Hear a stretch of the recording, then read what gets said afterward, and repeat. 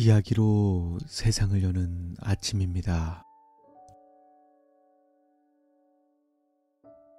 인생은 거울과 같으니 비친 것을 밖에서 들여다보기보다 먼저 자신의 내면을 살펴야 한다. 월리 페이머스 아몬스의 말입니다. 중국 송나라 때 당대에 유명한 역술가가 있었습니다. 이 역술가는 한눈에 사람을 알아보는 재주가 있어 집 대문에 사람이 들어서는 순간 샘문을 통해 이미 그 사람의 됨됨이를 파악했습니다. 그리고는 성공할 사람 같으면 정중하게 마당까지 나가서 맞이하고 벼슬도 제대로 못할 사람 같으면 문도 열어보지 않고 방으로 알아서 들어오게 했습니다. 젊은 시절 법문공도 자신의 앞날이 궁금하여 이 역술가를 찾아갔더니 문도 열어보지 않은 채 그냥 들어오라고 했습니다. 역술가와 마주 앉은 법문공은 물었습니다. 제가 재상이 될 수 있겠습니까? 역술가는 그런 인물이 될 사람이 아니니 헛된 꿈을 접으라고 했습니다. 그러자 법문공은 다시 물었습니다. 그럼 의원은 될 수 있는지 다시 봐주십시오. 역술가는 의아했습니다. 당시 의원이란 직업은 오늘날처럼 좋은 직업이 아니라 여기저기 떠돌며 약 행상이나 하는 고생스러운 직업이었기 때문입니다. 최고의 벼슬 재상이 될 수 있는지를 묻다가 갑자기 의원이 될 수 있느냐는 질문에 역술가는 어리둥절하여 그 까닭을 물었습니다.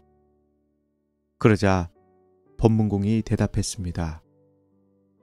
도탄에 빠진 백성들을 위해 제 한 몸 바치고자 다짐했습니다.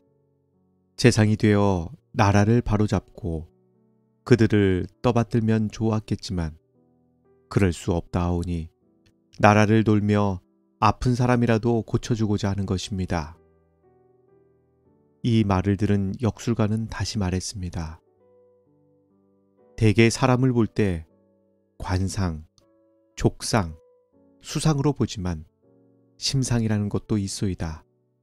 내가 실수를 한 듯하오니 당신은 심상으로는 충분히 재상이 될 수 있으니 지금 같은 마음이 변치 마시오.